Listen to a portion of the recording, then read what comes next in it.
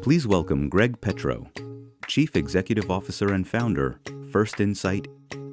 So I'm going to be direct. I'm going to share a lot of information with you. But one of the things that I found interesting in the conversation that occurred this morning is three words: authentic, innovative, and problem solving. If you listen to each of the speakers, whether it be Alessandro or Aaron or recently Matt, talk about their product and their creation, it was around trying to solve problems and create the innovation within that.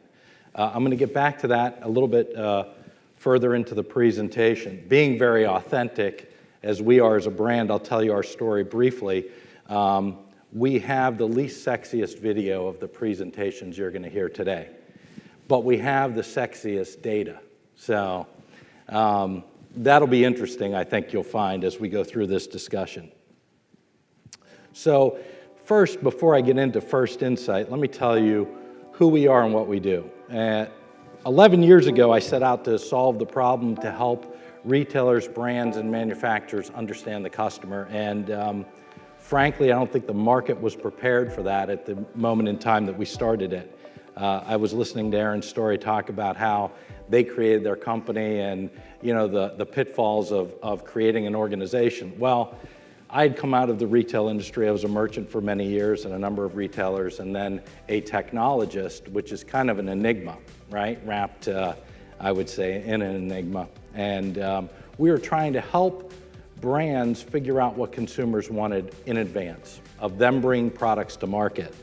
And I remember we talked about using gaming technology, and 11 years ago people said, "What? It's my son who's in the basement playing video games." And now you have women, the largest demographic group, playing video games and customer engagements on their phone and mobile device. And at the time, our idea was that there would be a way to help you listen to your consumer in a structured way so that you could make informed decisions about those products. Because I knew the risks and the pitfalls of making those inaccurate decisions. And in fact, way back then, more than a decade ago, people said, well, this kind of information is going to lead to everybody making the same decisions. It's going to lead to, a normality in the market that is mayonnaising the product, for lack of a better term. And in reality, as you think about it, the greatest challenge that you face is trying to create the innovation and the commercial success at the same time, in that balance.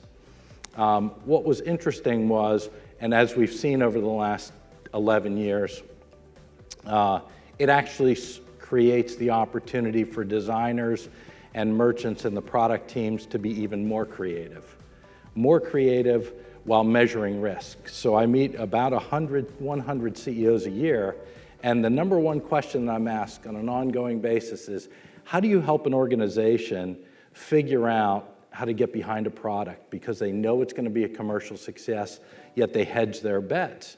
And the reality is there's no easy answer for that because they don't really know, right? The essence is, how can you give data to organizations to inform that decision making?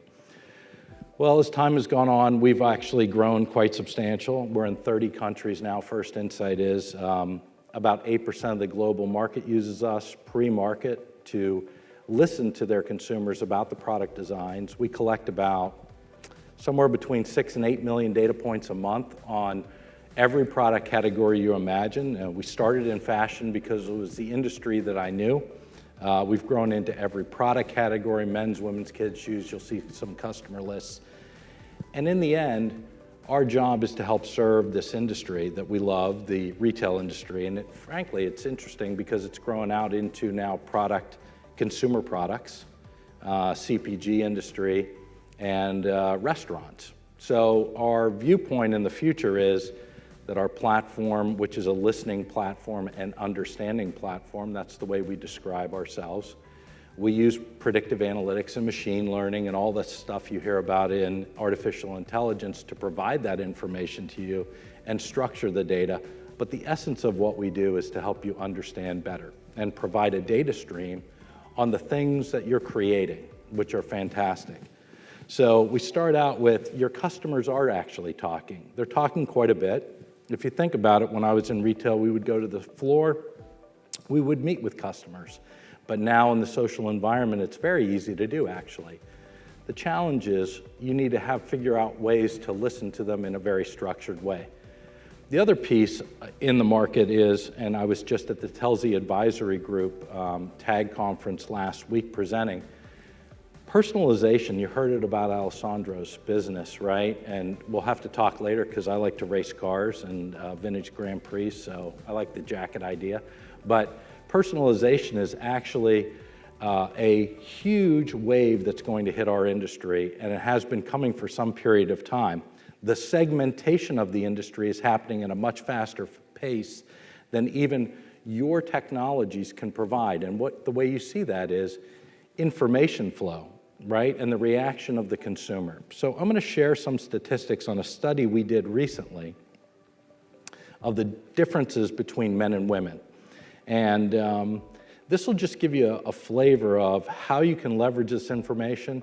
As a gift giver, we will provide to you via your email address that's WWD does a copy of this entire study that we did of over 1,000 consumers. The essence of it is that, let me start out with just some statistics on men. As I said, our data is sexy. So men are 80% more or less likely to use their mobile device than women are. Yet 44% of men cite being able to touch and feel a product as a main driver, as one of the biggest factors for them to accomplish when they're going into a store. Now think about that for just a second. You start to lead to the natural assumption that men are hunters. This is what I've always heard in the industry. They want to come in and get the product. But in reality, men are 42% more likely to want to wait for the product than a woman is. And the accomplishment of that task of the experience in the store is actually a touch and feel it, right? To experience a product more likely than women are, which leads to certain efficiencies. And you might want to think about how you might merchandise your online availability of inventory or your stores. So think about it this way. If it's a woman, as we heard from Untuckit, going for a product that's a gift potentially, she's looking for it immediately. More likely, she's more than 50% more likely looking for it than a man is who's willing to wait for that product to be shipped to him at home.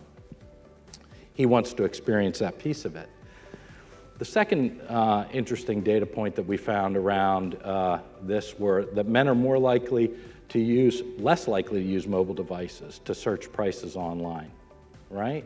Now, while they're more likely to use artificial intelligence and the Amazon Echo, you think about that. This device that's sitting in your house, they're 33% more likely to seek pricing while they're in their home location versus a woman is. Now, we've debated this, we haven't researched it, and we'll have some follow-ups on it.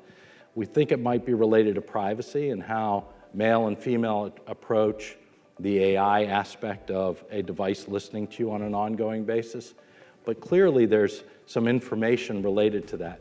There's some challenges with that as well because it's going through filtering mechanisms. If you think about that, it's either Google or it's Amazon. And as you're thinking about your brand, you need to understand where the data is coming from and how that data is being collected and provided to you. At the same time, recognize that those organizations are collecting the data, which is somewhat of a challenge as you think about the future of data collection and the sharing of that information.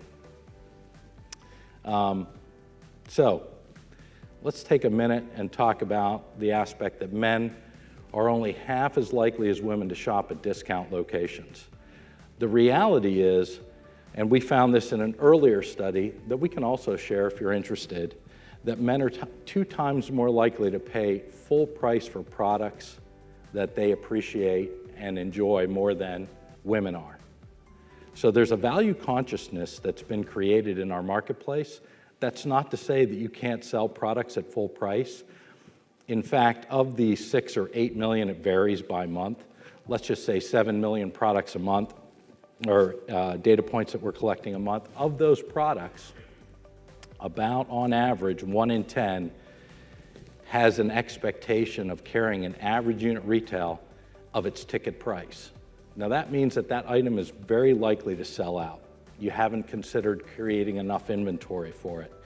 But 90% of the products are not going to carry their full price over the life cycle. Now you could say you'd manage that, but here's an interesting statistic. Last season, women that were shopping in a mall or a physical location had to see, 45% of women had to see a price of at least 41% off to stop the behavior and take a redirection into a store location. Meaning if she wasn't destined to go into that location, you had to have an offer of at least 41%, which means really 50 off your store front in order to redirect her into that location. And we've tracked this over a period of years now. In fact, CNBC reports on it quite frequently, and the reality is that we are, in our experience and our information suggests, we have defined a value proposition for consumers where, and this doesn't hold true for every product category and every brand, but there's a value consciousness related to products, regardless of affluency. A secondary study that we also published most recently was about affluent versus non-affluent customers. So if you want that dissection of data, it's also available through connecting with us as we're here in the presentation today and this afternoon. Okay, so the question is, and the consumer wants you to listen. Actually, our response rates from our customers that are being sent out, so our job is to support a brand or manufacturer, and when they send something out to consumers, their response rates are actually 2 to 5 times higher than your natural email of trying to convert them or sell them on a product. And the reason is because that authenticity of wanting to listen through a mechanism is highly valued by consumers. We spend a lot of time asking them why they want to participate with these engagements, and the reality is they want to influence the brands and share their thoughts around it. First of which is we have to keep finding ways to engage with customers that bring them out to the stores. Besides just the product and the item, it's all about the experience too. What they want is the experience, what and when they want it. Customers looking to us for is inspirational, that personalized for me, not a segment. Personalization and customization might be service, pricing, selection. So what is the role of your organization in providing the products and services that you provide to the consumer? Part of it can be making their lives easier through technology and information. At the end of the day, you need to have a unique experience. Don't take my word for it. We talked to Deloitte. We spent a lot of time with Deloitte and the managing director there, and we asked them questions about information around product innovation and experiential innovation. Matt Rubel is quoted here. For those of you who don't know Matt, he used to be the CEO of Cole Haan, Collective Brands, and a couple of other organizations. Happens to be on our board of advisors at First Insight. He recently made this quote. He's also a director at Hudson Bay, talking about understanding the consumer, the intimacy needed to understand the consumer, the desires of the consumer. Not just Matt, but I thought Dana Telsey, who I spoke with at her conference recently, talks about the idea of creating innovation and newness. Alessandro mentioned this. There's a need for innovating the product, creating the experience in a way that brings the customer back. That represents an enormous amount of risk at the same time.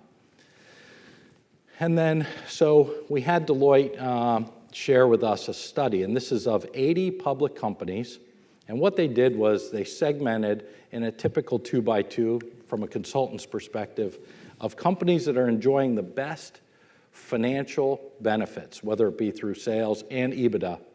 And what they did was they basically bifurcated them or separated them based upon experience and product innovation. So you could see on the y-axis product innovation or differentiation, experience on the x-axis.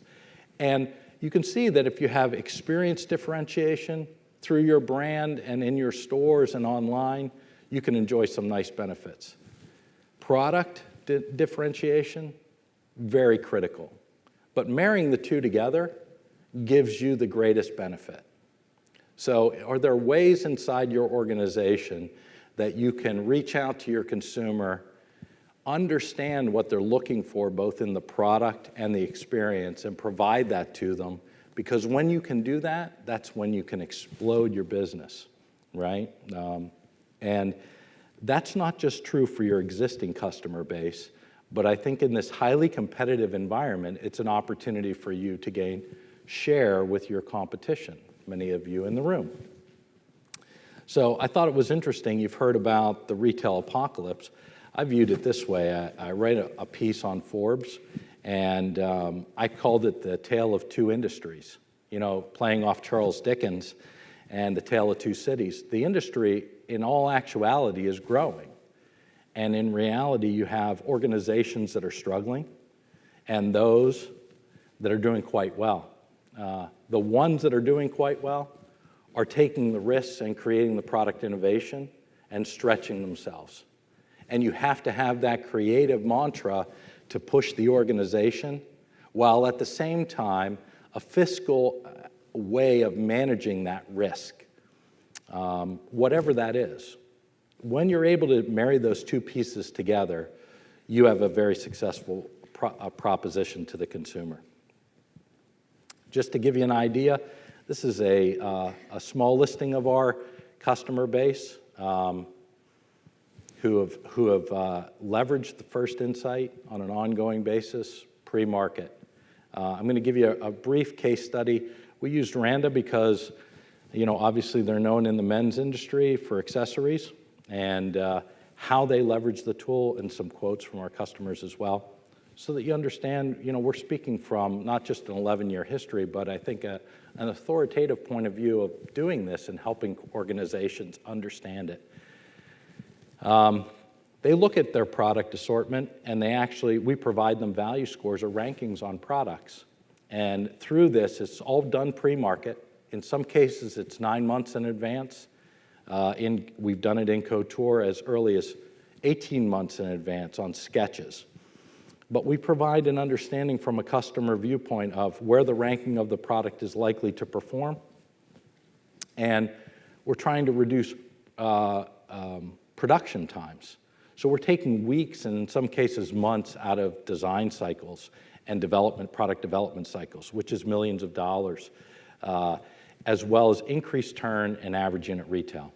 So that's the kind of the metrics that we help organizations do. And I think that you're going to find, as you look to the next generation of retail, there's going to be a marriage between technology companies and that information into the creative side, much like I just described my background, which was very much merchant-driven back in the late 80s, to very technology-driven, and then pulling the two pieces together.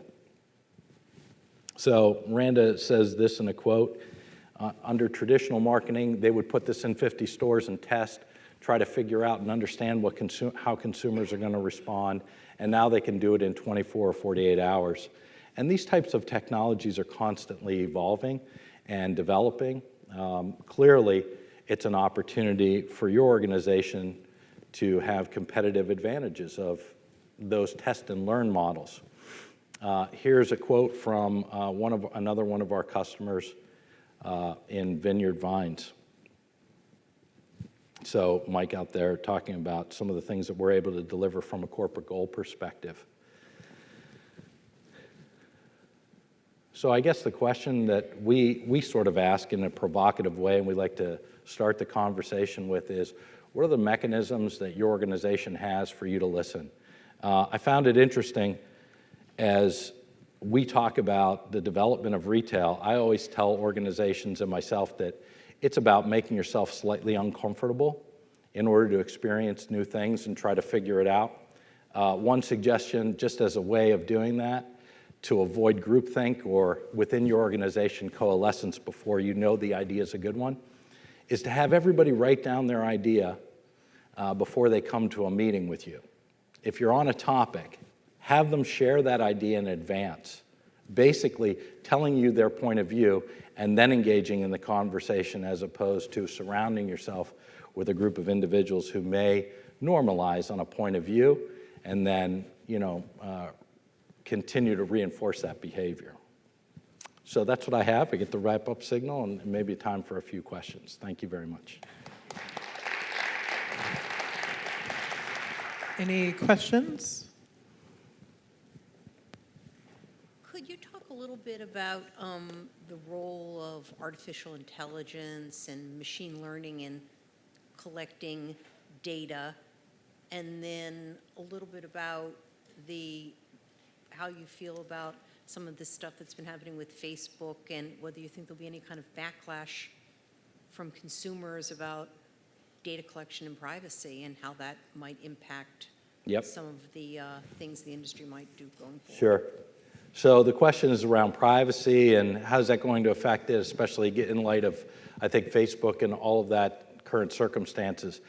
Well, I think the first piece is everybody, if you haven't recognized it, you've sort of given up your sense of privacy, right? There's all kinds of signals related to that. Some of them may appear to be nefarious, but in reality, we as users of information and desires of feedback mechanisms abdicate our privacy in many different ways. Now, at the same time, I think organizations have a responsibility to protect that information. And we're seeing it in varying different segments of the world. Certainly, the Europeans are leading this with GDPR and some of the privacy intentions. As an example, First Insight, we don't actually collect PII, or what's called privacy information. We're looking to collect information and roll it up in a way that you can use it, but not necessarily know who it came from. And I think that's the helpful piece of technology, because when you're managing a business, it may not be, unless they want it to be that intimate one-to-one relationship, it doesn't really need to be collected at that level. But there needs to be ways of segmenting the data that's usable to organizations. It is worrisome, from my perspective, that you have only a handful of organizations that are collecting this data in a very large way. Now, I think, it's not for me to say, but I think at some point in time, there'll be regulations related to it. And we're seeing certainly challenges with the shortcomings of these organizations, maybe even getting their heads in front of their skis like Facebook did, right? And not having an approach in advance of what to anticipate related to that data and then having to fall back on it. So I think it's very important that the organizations, especially from a retailer brand perspective, that are dealing with a very intimate relationship, that you have an authentic approach to how you want to collect data and how you want to use that data, and you articulate it very clearly to the consumer. If that's, because they'll opt in. They will do that. They'll take the time and effort to do it, and then reward you with all the benefits. I mean, Aaron was a great example. Here's what I want. I'd like you to share the information with me so that I can learn in the organization. Perfect example. Thank you for that kind of example, Aaron. Appreciate it. Sure. Good question. Any other questions? Yep. Hey, that quadrant that you had, the top right one. Yep. The unicorn zone. Yeah. Like, what does it take to, get there? Like, what are the first investments? Yeah. What do you need to do? Do you have to change your culture? Do you have to invest in technology? Like, where do you start? Yeah, I think it's perfectly clear if you look at the data, because the statistics are there. If you can create the uniqueness and innovation within the product as your first step, it's going to be a reason for the consumer to come to you, right? And you can articulate that message in the problem that you're solving, but you got to start with that product. You can add to that from a fundamental perspective, the differentiation in the experience, whether it be online or in store, and how you fulfill that expectation from the consumer. Now, how do you create a company to take the challenges, to answer that question, I think, is not just squeeze everybody's head to create more innovative products. I think you've got to teach the organization to be risk takers and manage risk takers at that, because the fiscal accountability will always catch up with you, right? So you've got to figure out how to organizationally manage risk, but you have to push the envelope. And the environment, if I look at our success, which is, compounding 50% growth for the last several years at First Insight, it's because organizations are trying to figure out how to grow and manage risk, while at the same time they recognize if they don't have a differentiated product, you're not going to be, it's not going to exist for a long period of time. That piece of the business. We have time for one more question. Any other question?